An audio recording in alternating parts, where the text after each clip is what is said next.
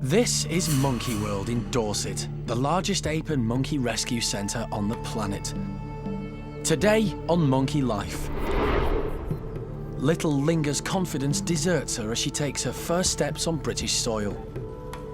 What we hadn't realised is that she's never actually walked on grass before. An operation on chimp Bryan's teeth reveals the damage caused from his traumatic past life. This is more interesting than I thought. And stump-tailed macaque Koko gets a helping hand. Okay. Why walk when you can have a ride?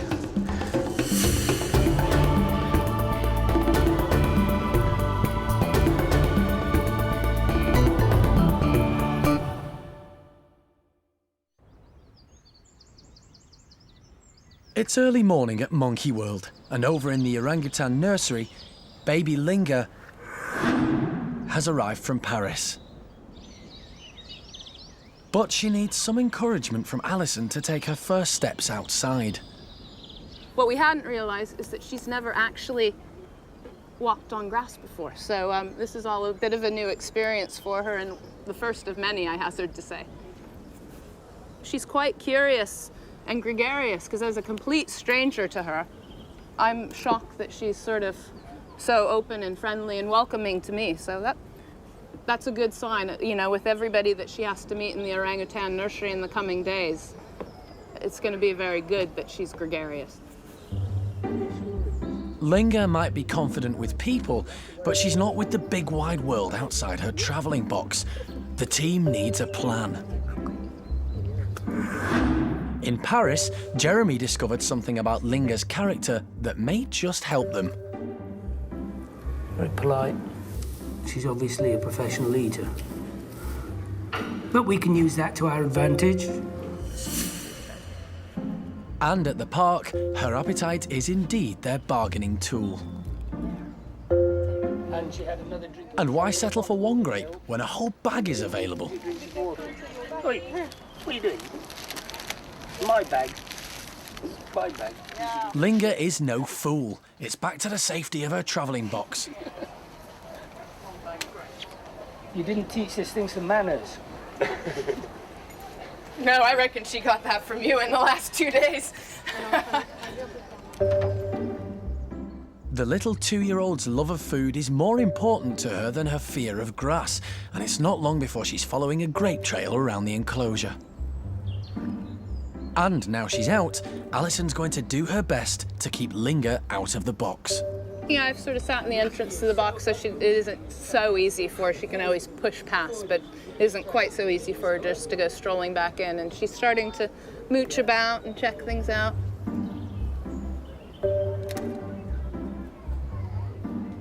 Linga's French keepers travelled with her to Monkey World. Hey, Linga. And they're really helping her settle down. Linga had better take full advantage of having the enclosure and food to herself, because tomorrow she's going to meet her new family and she'll have to learn to share.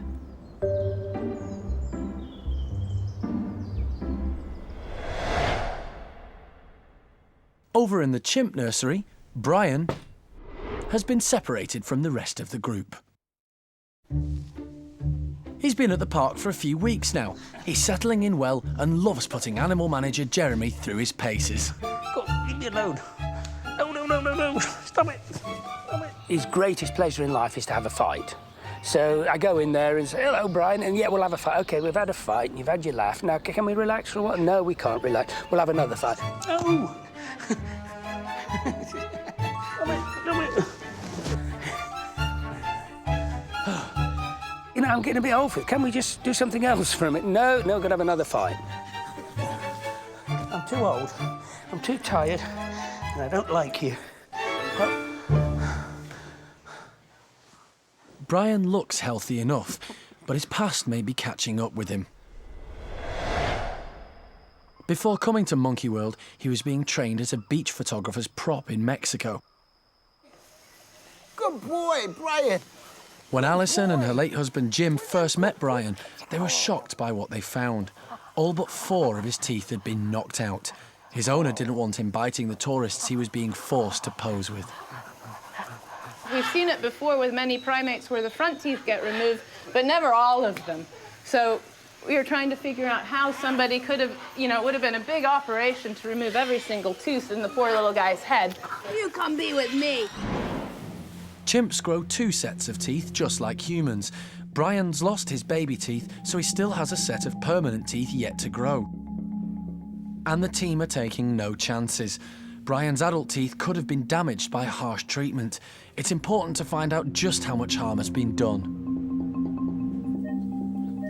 Vets John Lewis and David Harding are here to run x-rays and carry out any medical attention that little Bryan might need.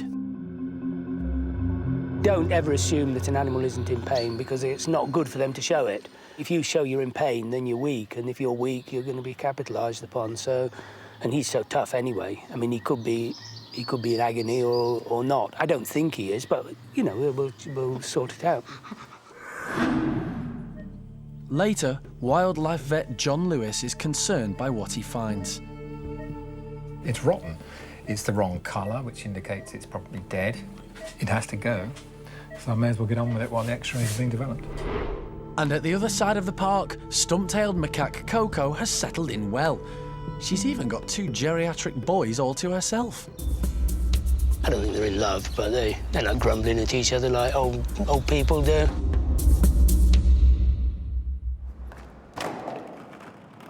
Inside the chimpanzee nursery, Monkey World's youngest chimps, Ash and Rodders, have been given toy balls to play with.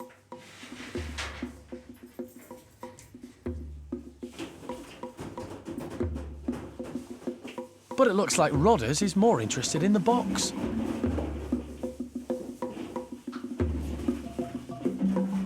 Playtime is just as vital for young chimps as it is for human kids. It allows them to learn, develop and find their own unique personalities.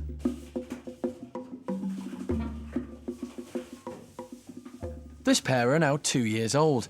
Their mums unfortunately rejected them, but being around the same age means they can grow up together.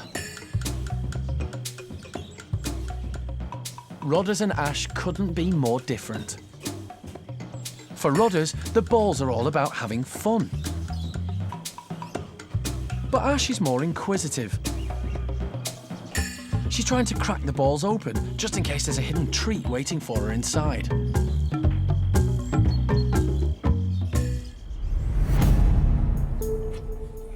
Back with Bryan.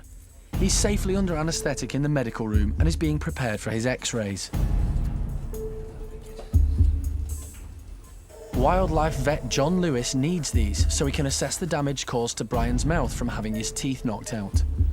The x-rays have been taken, they now need to be developed, so we'll wait for them to be developed. And while we're waiting, we're going to have a look at the mouth, see if there's anything obvious I can just remove, like little tips of, you know, temporary teeth or whatever. So I can be doing that while the x-rays are being developed. When they come back, we can confirm that I'm taking out all I need to take out. So what actually has he got left in here? John immediately spots a problem with one of Bryan's remaining teeth. That looks like dead old tooth to me.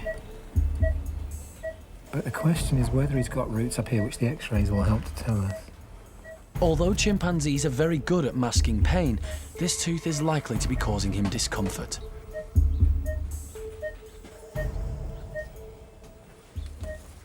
It's rotten. It's the wrong colour, which indicates it's probably dead.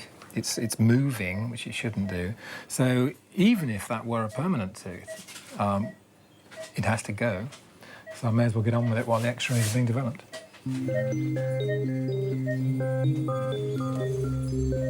Just trying to see the extent of the rotten tooth. But I can feel another tooth behind it. Well, in fact, literally behind it. So it looks as if this tooth is actually sitting in front of, not on top of, but in front of another tooth. And I rather think that we got a temporary to the front that's probably disturbing a permanent tooth erupting, trying to erupt. And I don't know whether, I was wondering why I could feel so much tooth here, but actually I think it's another tooth. That is very odd. Bryan's only 3, so he should still have his baby teeth. but as they were forcibly removed, his adult teeth are coming through prematurely. Perfectly normal molars coming through there. And where my thumb is, looks like the tip of a perfectly normal canine. John suspects that Bryan's adult tooth is directly behind the rotten one. He needs to be very cautious. Before I go digging any further around the back of what I think is the temporary tooth that has to come out, I want to be sure that I'm not going to damage the tip of the canine coming through. So I'm just going to hang fire. He's all right, so I've got no time pressure. The x-rays will be here in about 5 minutes. Later on, the results are back, and they are not what wildlife vet John Lewis expected. It is a permanent, you know. It is a permanent. You can see it, isn't it? And it's a shattered permanent. It's exactly. This is more interesting than I thought. And in Paddy's troop, little Eddie is growing up fast. But how will she take to another baby in the group? The primate care staff will do everything possible to keep Eddie happy so that Mum can get on with what she needs to do with the next step. Hopefully she gets pregnant and has a baby.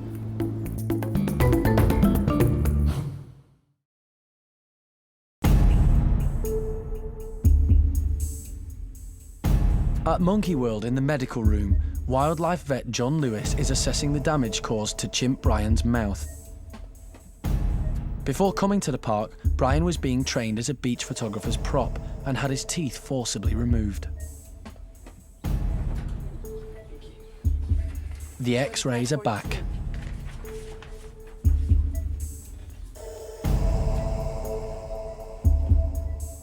And, after close inspection, the results are not what John suspected. He believed Bryan had a rotten baby tooth, but... It is a permanent, you know. It is a permanent. You can see it, isn't it? And it's a shattered permanent tooth. Exactly. This is more interesting than I thought. Because you can't see it. He believed the problem tooth was a temporary with an adult one behind, but this is not the case. And even though the tooth is permanent, it's rotten, so will still need to be removed. And out it comes. Oh, yeah. Very damaged tooth. Yeah, Gosh, that is weird, isn't it? it does look very strange. It looks like a rather small permanent tooth, but it's been shattered or broken in earlier life. It's distorted, it hasn't got the right kind of root structure. There should be a longer root on it. You can see the enamel's been damaged here, Yeah. and that piece presumably at one point wasn't there at all.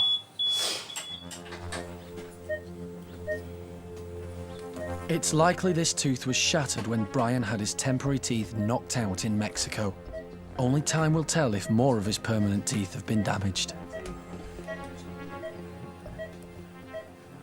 Yeah, I'm happy we've taken out an abnormal broken tooth. Fine, so that problem is over. But I want the dentist to now look at the quality of the permanent teeth coming through and the number of permanent teeth coming through and so on. And then we can make a prediction, a more accurate prediction as to what will happen next. But I think he'll probably be okay now.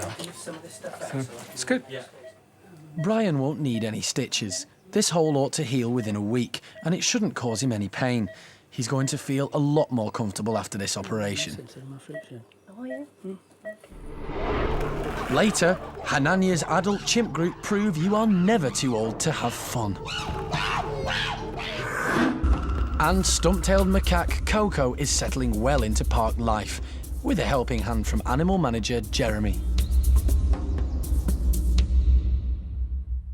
Monkey World's 59 chimpanzees are split into 4 groups.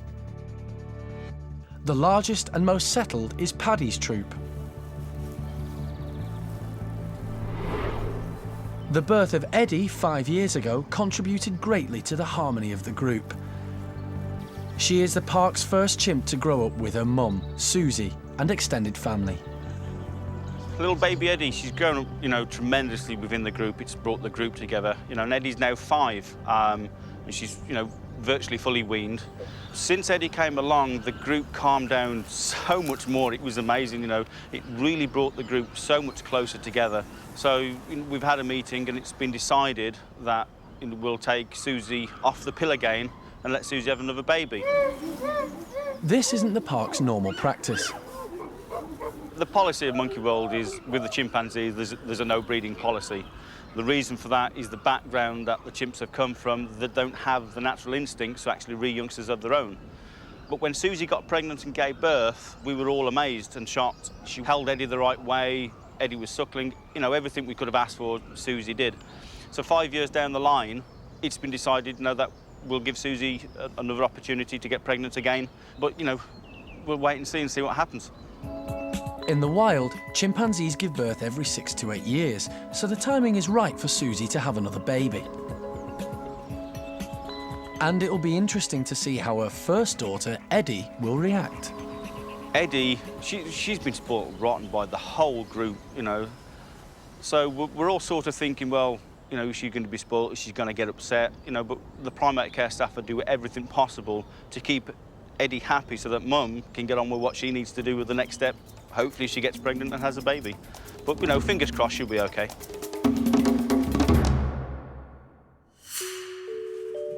It's not just babies like Ash and Rodders who enjoy playtime. Some of Hananya's group have also been given toy balls to play with. Hopefully they'll get as much out of them as the little ones do.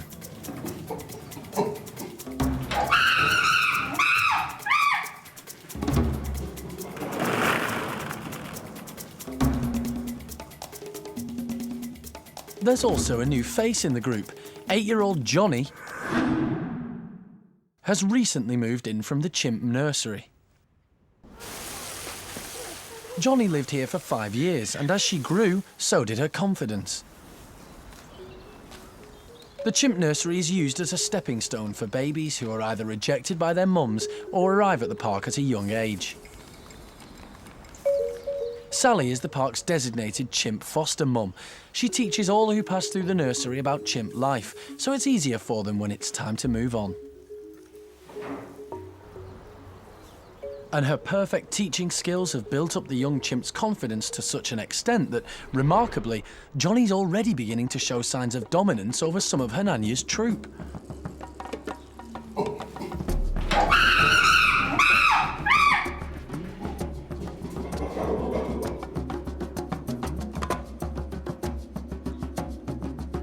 She's happy to take what she wants from whom she wants, and the others let her do it.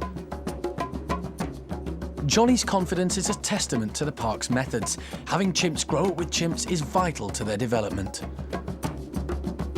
If Johnny carries on like this, she will be living with the whole troop in no time, and it looks like the troop are going to have to look out.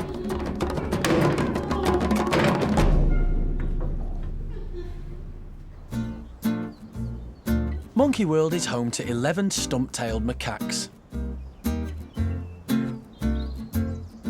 The newest member is 21-year-old Koko. She's been living at the park for the last 8 months and is settling well.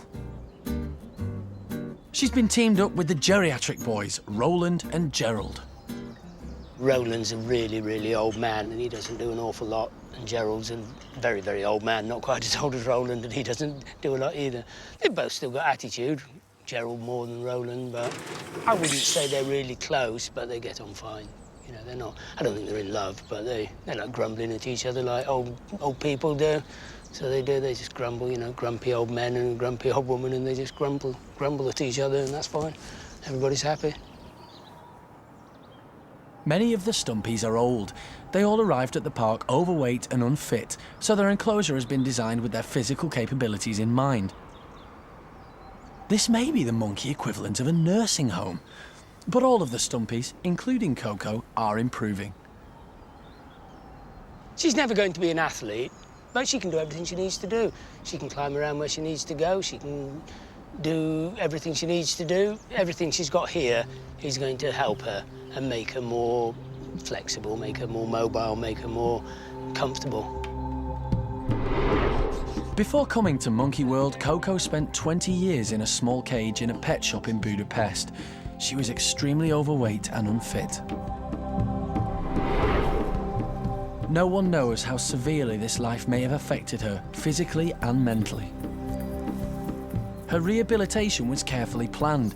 A skin disorder had to be treated, she needed to lose weight, and she needed to become more mobile.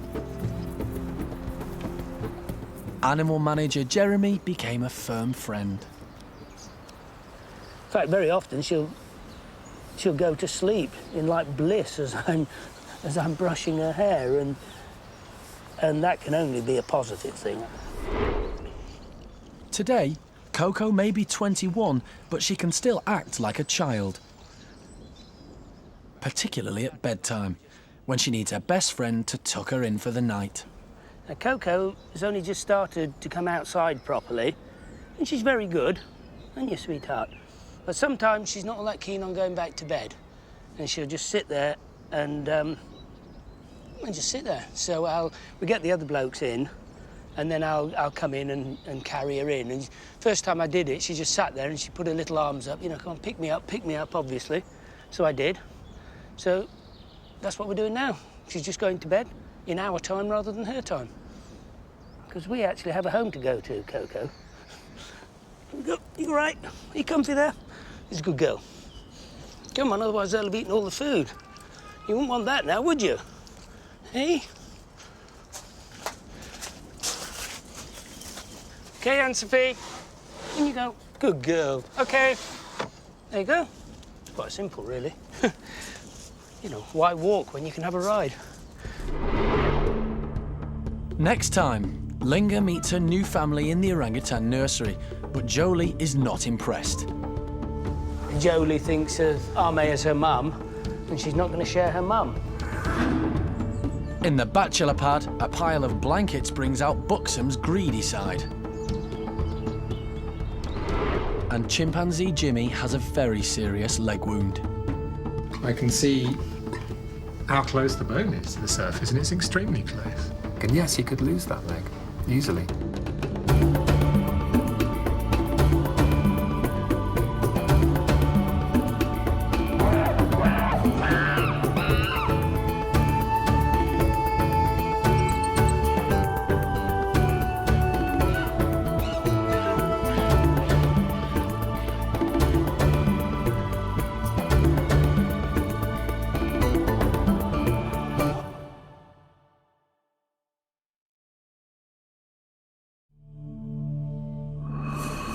This is Monkey World in Dorset, the largest ape and monkey rescue centre on the planet.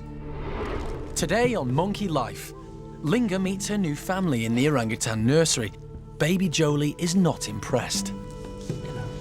Joly is a green-eyed monster, and she thinks of Ame as her mum, and she's not going to share her mum. In the Bachelor chimp pad, a pile of blankets brings out Buxom's greedy side. And chimpanzee Jimmy has a very serious leg wound. If it continues to get worse, then it's very serious. And yes, he could lose that leg, easily.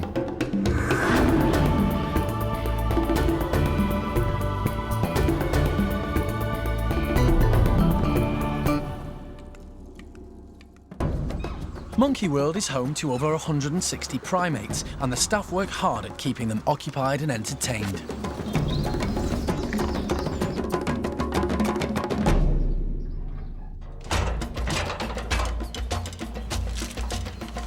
This morning, Keeper Andy is on his way to see the Bachelor chimps with something very special for them, a pile of old sheets and blankets. The basic idea is we stack it up, so it's in a different presentation than they've seen before, so hopefully they'll get extra fun out of knocking it over, throwing it around, and then they'll probably go into their usual behaviours of putting it over the top of their head, running around chasing each other, that kind of thing. Just like humans, a chimp's primary sense is sight, and it doesn't take long for Sammy to spot the blankets and do exactly what Keeper Andy expected.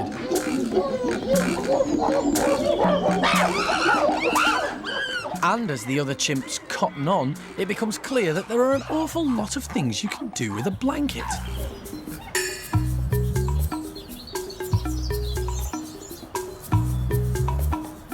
How about a portable tent?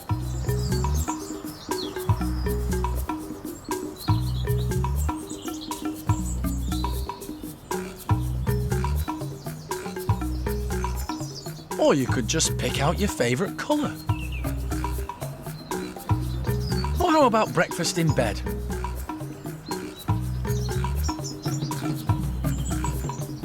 Or forget about breakfast and just stay in bed.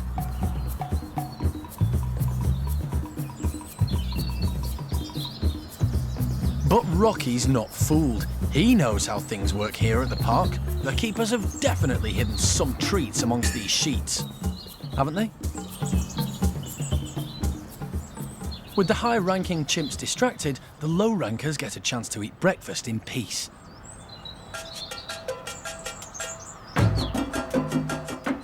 And it looks like Spanish Charlie's stocking up for lunch too.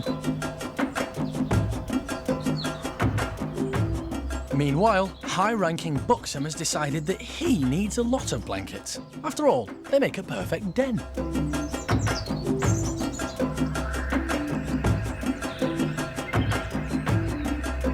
Buxom's den is important to him, and he needs just one more blanket. Sammy's will do.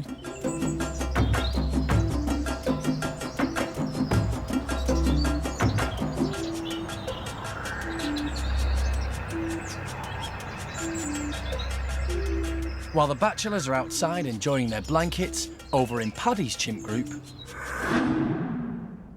there's a medical problem. 23-year-old Jimmy has a nasty leg infection. It started as a small blister, but now he has an infected ulceration. Wildlife vet John Lewis has been called in. I'm not sure what's caused that, whether it's an infected wound that's just, progressed, an infection which we haven't controlled with antibiotics, or what it is. But well, I'm told that there was nothing caustic put on the leg, which is another possible reason, so we'll have to go with infection. All animals are good at hiding pain. This protects them from showing weakness to others. So no one knows if Jimmy's leg is causing him discomfort, but he's on medication just in case. The worry is, does the infection go any deeper? I can't see whether the bone's exposed. I don't think it is at the moment. They have more tissue there than we do, but that's the danger. And if the bone gets exposed, it'll dry, and then you'll get problems with the bone. But it should heal up if we get the right antibiotic. Jimmy will remain separated from his group until the wound begins to heal. The keepers will need to monitor him closely to make sure his leg doesn't deteriorate. But later, Jimmy shows he's less than a perfect patient. Don't interfere with that wound, leave the dressing alone. Well, you can say that until you're blue in the face to him. He's going to mess with it. And John's expertise is needed in another chimp group. It's just a routine procedure, but there's a complication. One of the animals might just be pregnant.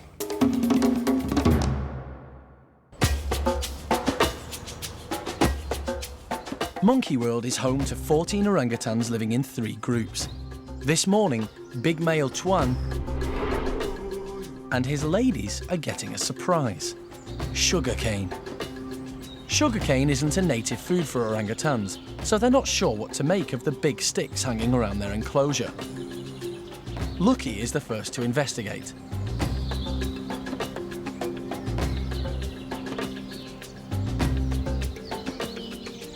Roro is completely bemused. She struggles with one of the canes for a bit. Then she gives up and heads off to find the more familiar fruit and vegetables. Tuan's equally confused by the sugarcane.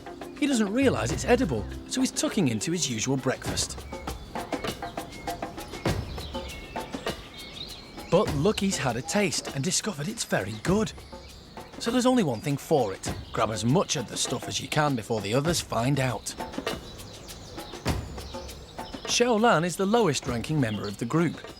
She sits patiently, knowing it's best to hang back until the others have had their share.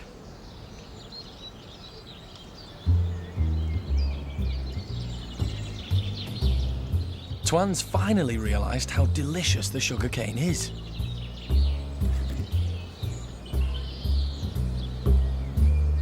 And now he's got the taste for it, he wastes no time in hoovering up the rest before the girls get to it.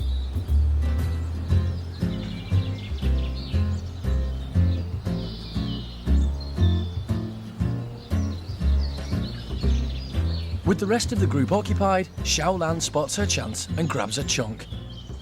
heading up high to enjoy it in peace. And she discovers it's been well worth waiting for. These orangs aren't the only ones getting sugarcane today. Will Gordon and his gang work out how tasty they are quicker than Twan's group?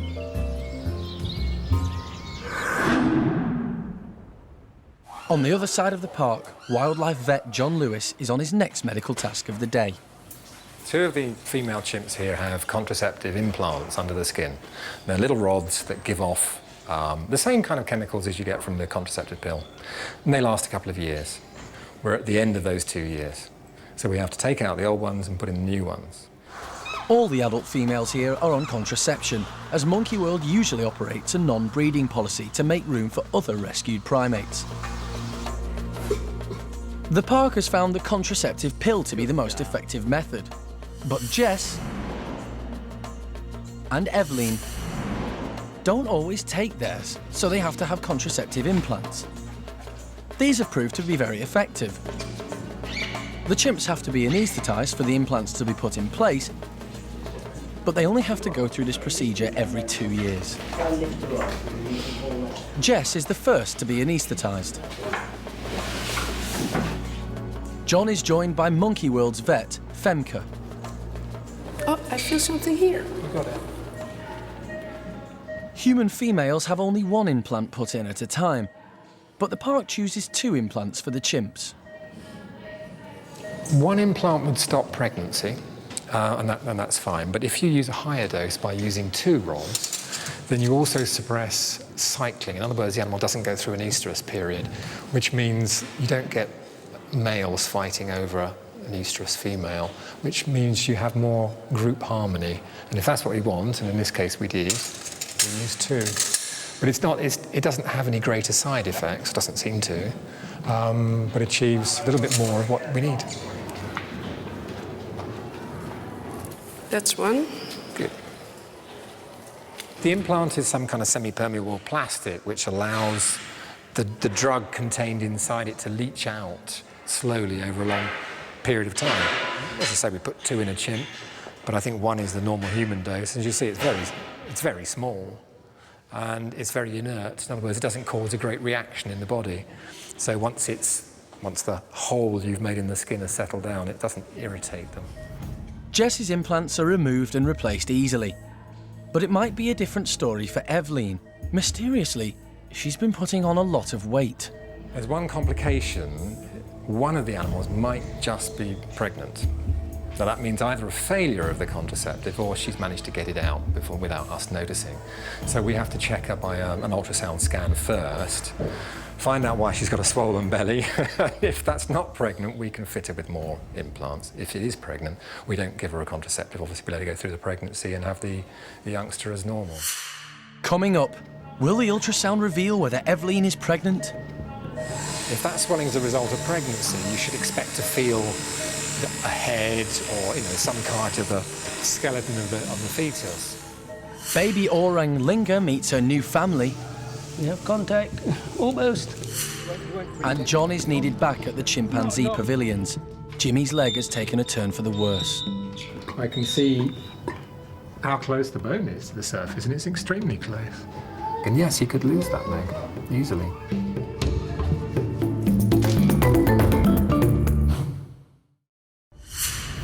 At Monkey World in Dorset, the medical team has anaesthetised female chimpanzee Evelyn. They need to replace her contraceptive implant, but recently she's gained weight, so first they need to check whether she's pregnant. If that swelling is a result of pregnancy, you should expect to feel a head or some part of the skeleton of the fetus. But obviously the scan will tell us exactly. Ultrasonographer David Harding can't find a fetus yet. What we're actually getting is these multiple rings pretty much throughout the abdomen, which maybe there's quite a lot of gas in there, but also suggesting there's quite a lot of fat in there. The ultrasound has shown Evelyn's large stomach is actually due to an over-enthusiastic appetite, and not a pregnancy. This gives animal manager Jeremy food for thought. There's 18 chimps in this group, so to put in enough food for 18 chimps people at the bottom end of the ladder are not going to get anything. They're just not going to get anything to eat. So you have to overfeed them just to make sure everybody gets some. But then, you know, if an animal's really obese, you've got various ways of sorting that depending on how bad the situation is. I mean, if it's a really, really bad situation, we could isolate her at food time and give her nice but non-fattening things. But I don't think the situation's that bad here. She's just got a bit of a belly. I mean, she's not obese, she's just a bit porky. You know, and really a bit of extra blubber isn't exactly the end of the world. I mean, I get away with it, so, you know, maybe she can. Now the team knows Evelyn isn't pregnant, they can go ahead and put in the new contraceptive implants. Later, baby orang Linga has a difficult meeting with one of her new roommates. Joly thinks of Arme as her mum, and she's not going to share her mum. And Vet John's work continues. Is chimpanzee Jimmy causing himself irreparable damage? I can't see how I can repair that surgically. There isn't enough tissue to close the defect.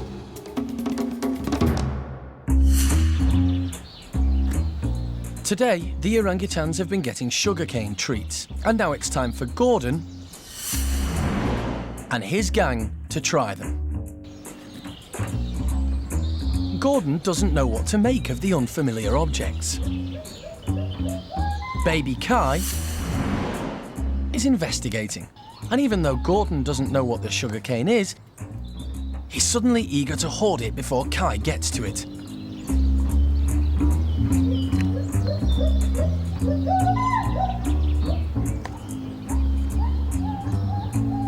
But Kai's decided that this is not food as he knows it. So he heads off, with a helping hand from Amy.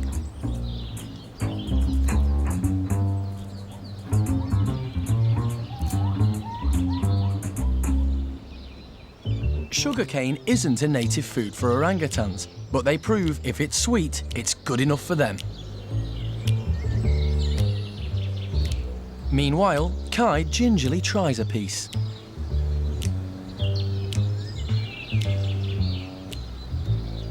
And as soon as the sweet flavours hit his taste buds, he can't get it in quick enough.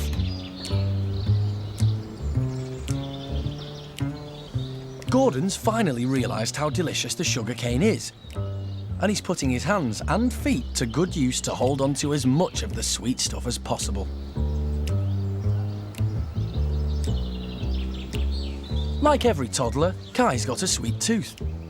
Now he's tasted the treats, he's not going to miss out. He tries his luck with Amy. Amy loves her food, so Kai's got his work cut out. But persistence and cuteness can go a long way. Flushed with success, Kai's on the prowl. He targets Mum, but Xiao Kuai is no pushover.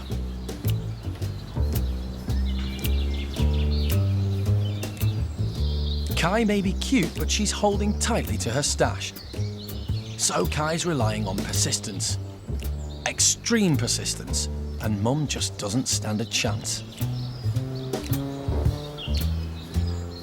Just like in the wild, it's Xiao Kuai's role as Mum to teach her youngster what to eat and how to find it. And Kai's proving to be a fast learner. He even knows the most comfortable spot for lunch.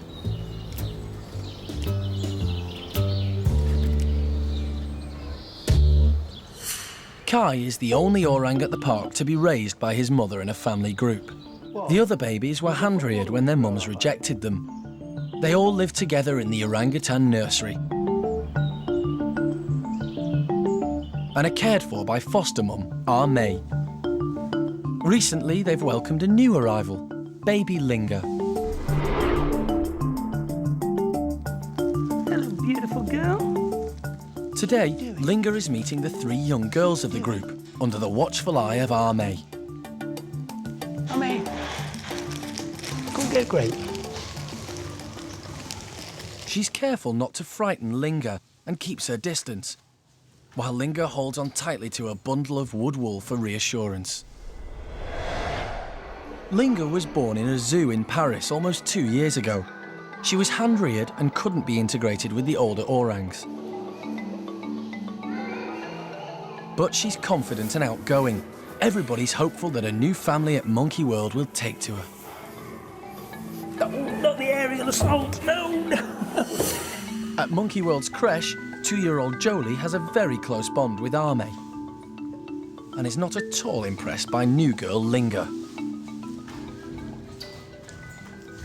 Joly won't let go of her foster mum.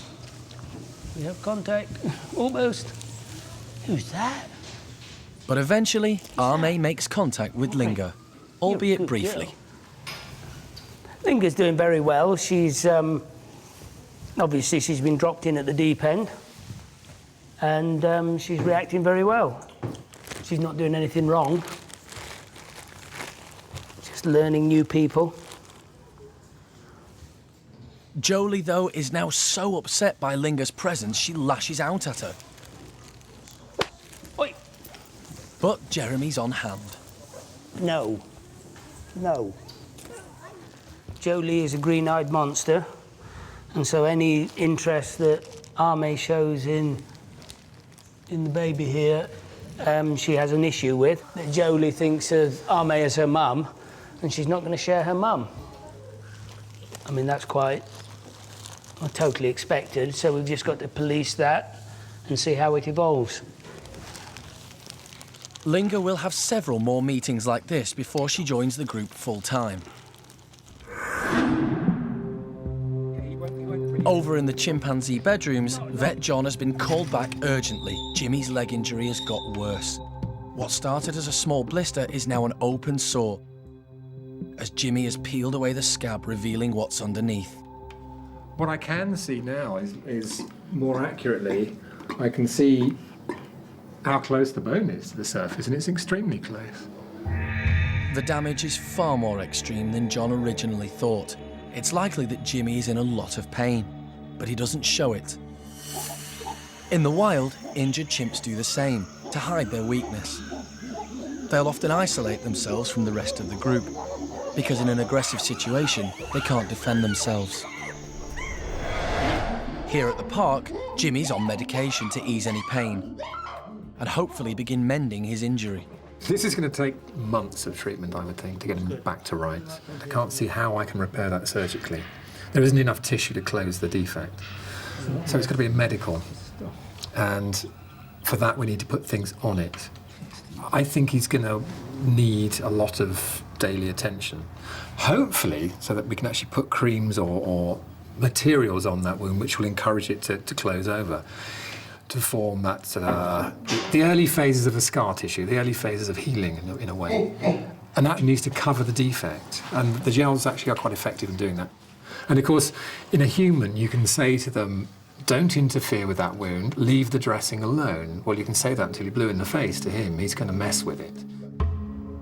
If Jimmy were in his natural environment, the tropical climate would have caused an infection, and the outcome would have been fatal. If it continues to get worse, then it's very serious. If he exposes the bone then dries, and in fact dries and dies, then he'll have dead bone in the lower half of his leg. And yes, he could lose that leg, easily. For Jimmy to have the best chance of keeping his leg, he must let the keepers treat his wound. Animal manager Jeremy briefs his team. They'll go to any lengths to make this happen. If it costs an arm and a leg, we're saving his leg. OK? And that's our mission. We're going to do it. You know, if he wants caviar to let you put it on his leg, he can have it. If he wants a glass of champagne, he can have it. Whatever he wants. Hopefully he'll do it for a piece of banana, but let me know what you want, and I'll get it. Will do. Next time, chimp youngster Eddie is scrounging again. Baby Linga finally bonds with her new orangutan family. And animal manager Jeremy prepares to take a huge risk. I reckon I can go in with him. It's the only way he's going to be able to get a swab from Jimmy's wound.